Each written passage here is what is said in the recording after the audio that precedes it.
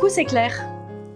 J'avais envie de te partager une de mes découvertes au dernier séminaire Life Max de Max Piccinini qui se déroulait au Portugal.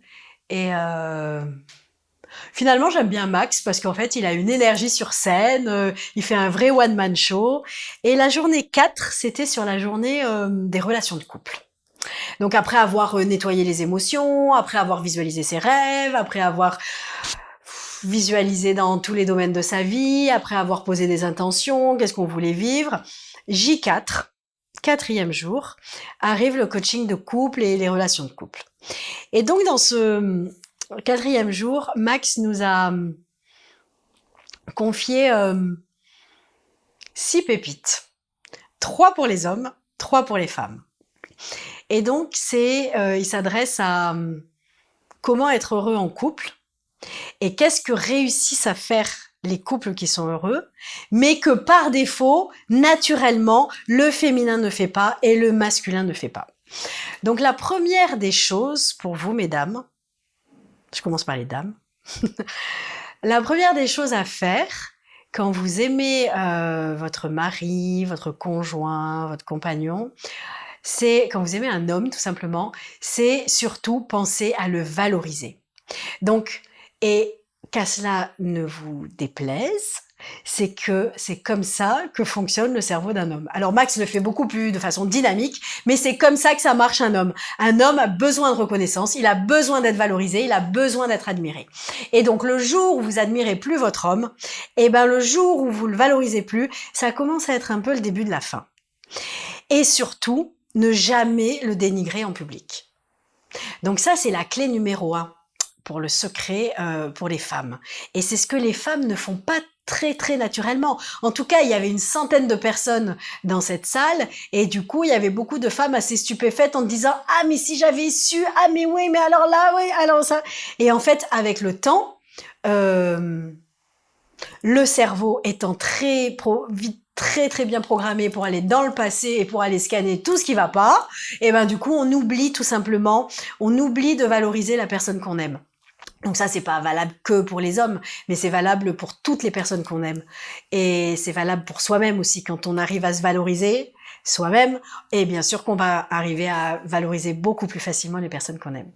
La deuxième des choses pour vivre un couple harmonieux, ou pour garder votre homme, ça dépend le paradigme avec lequel on veut l'exprimer, c'est, je me souviens plus en fait, donc valoriser un homme, et voilà.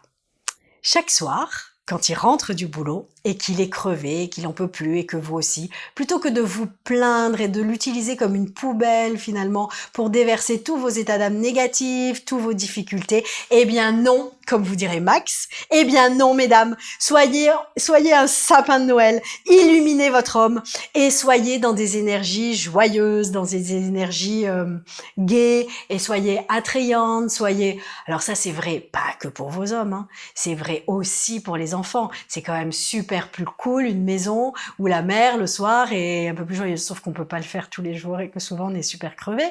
Et que, encore une fois, on a un cerveau par défaut qui va scanner tout ce qui n'a pas eu de bien dans la journée. Deuxième clé, c'est donc de rester joyeuse, gaie et enjouée. La troisième clé, c'est ne jamais entraver la liberté d'un homme. C'est vraiment le meilleur moyen pour qu'il s'en aille. C'est-à-dire la jalousie. Si on est jalouse compulsif, il vaut mieux, franchement, essayer d'aller faire quelque chose pour reprogrammer. Mais du coup, entraver la liberté de l'autre, et c'est pas vrai que pour les hommes, mais entraver la liberté de l'autre, c'est juste aussi le début de la fin. Et du coup, un homme fuira un jour ou l'autre. Et par contre, si vous faites confiance, eh ben c'est la confiance que vous allez attirer, tout simplement. Donc maintenant pour vous, parce qu'il n'y a pas que les femmes qui font des choses un peu déconnantes, pour vous messieurs, pour arriver à avoir plus d'harmonie avec votre femme et plus de compréhension, quand elle vient vous voir et qu'elle vous pose un problème, alors surtout ne pas lui donner de solution, parce que la solution va l'énerver. Votre cerveau est câblé pour trouver des solutions. Et en fait, c'est la moins bonne des stratégies pour pouvoir... Votre femme a juste besoin d'écoute. Donc, point numéro 1 pour les hommes, c'est ne pas donner de solution. Alors, quand je disais ça à mon informaticien, Franck, il me disait, ça marche, j'ai essayé avec ma femme. Mais au bout d'un moment où je disais rien, elle me dit, mais tu m'écoutes pas. Alors non, ne pas donner de solution, c'est pas se taire. C'est tellement pas naturel dans le cerveau masculin. Ne pas donner de solution, c'est reformuler, redire, dire ah ouais alors tu te sens comme ça, alors c'est comme ça, alors c'est ça qui s'est passé, c'est bien ça. Et dès qu'il y a reformulation, il y a quand même l'impression d'être écouté.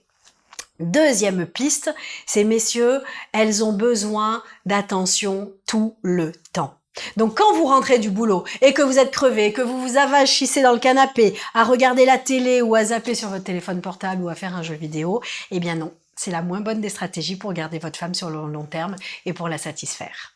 Donc votre femme a besoin d'attention tout le temps et ça, vous savez pas le donner.